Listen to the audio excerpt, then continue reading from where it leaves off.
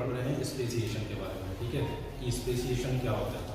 सो speciation एक ऐसा process होता है जिसके द्वारा नई स्पीशीज बनती है, ठीक, अ प्रोसेस बाय विच नई स्पीशीज फॉर्म।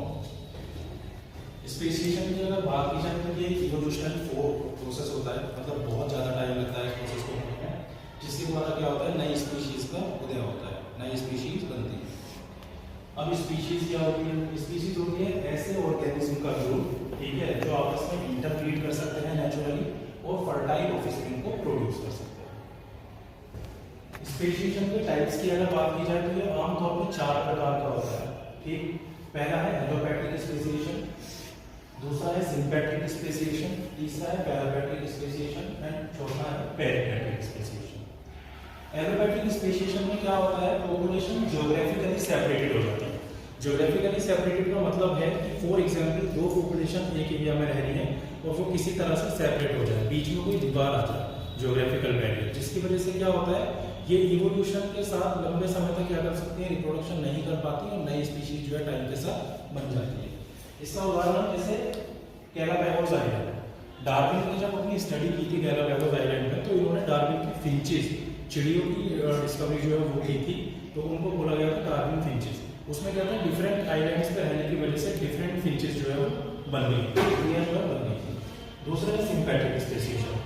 सिम का मतलब होता है सेम एरिया, ठीक है। सिंपैट्रिक का मतलब है कि विद इन दी पॉपुलेशन, किसी पॉपुलेशन में कुछ ऑर्गेनिज्म जो है वो सेपरेट हो जाते हैं, रिप्रोडक्शन नहीं कर पाते हैं, जिससे क्या होता है इवोल्यूशन और टाइम के साथ साथ नई स्पीशीज जो है वो बन जाती है। इसका उदाहरण है पॉलीप्लॉइडी प्लांट्स। जैसे कि प्लांट्स के केस में कुछ प्लांट्स के अंदर पॉलीप्लॉइडी जनरेट हो जाती है, एक्स्ट्रा क्रोमोसोम जनरेट हो जाता है, जिसकी वजह से भी क्या हो जाता है ओरिजिनल पॉपुलेशन से थोड़े डिफरेंट हो जाते हैं और नई स्पीशीज बन जाती है। तीसरा होता है पैरापैट्रिक स्पेसिएशन।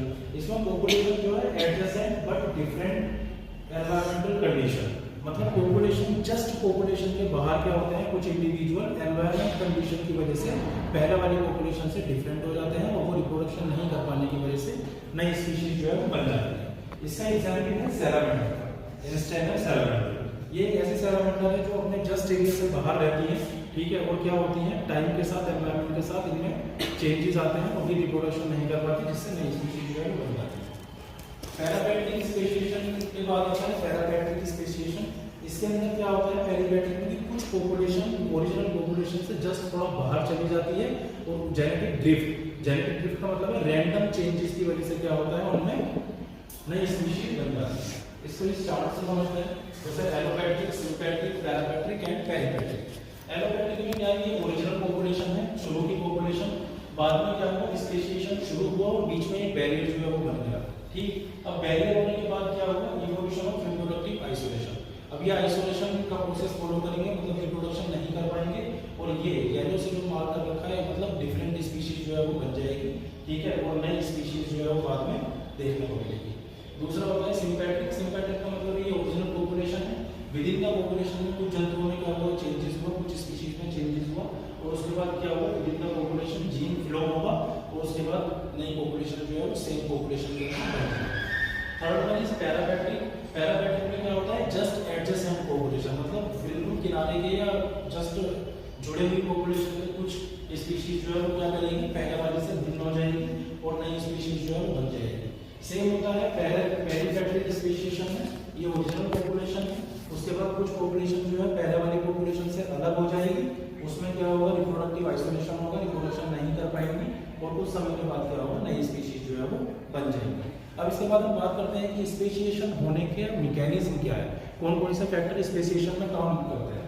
इसमें आता है म्यूटेशन, दूसरा होता है नेचुरल सिलेक्शन, तीसरा होता है जेनेटिक ड्रिफ्ट और फोर्थ होता है जीन फ्लो डिक्रीज, मतलब ये रिड्यूस हो जाना, ठीक है। ये कारण होने की वजह से क्या होता है नई स्पीशीज बनती है।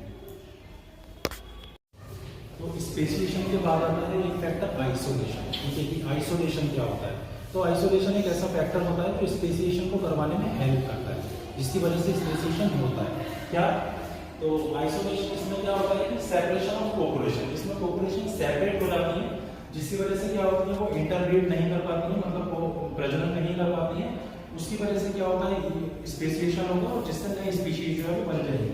अब यूजुअली ये बहुत तरह का होता है लेकिन उसमें से फेमस है रिप्रोडक्टिव आइसोलेशन।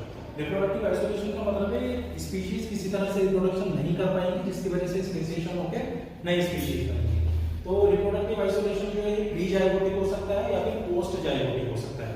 प्री जाइगोटिक का मतलब है कि जाइगोट बनने से पहले स्पीशीज कैसे रोकी जा सकती है, ठीक है, कैसे वो प्रजनन नहीं कर सकती है। तो वो हो सकता है हैबिटेट आइसोलेशन, मतलब दोनों स्पीशीज का हैबिटेट अलग हो जाए, स्थान अलग हो जाए। दूसरा होता है टेम्पोरल आइसोलेशन, दोनों का समय अगर बदल जाए तो भी रिप्रोडक्शन नहीं कर पाएंगे।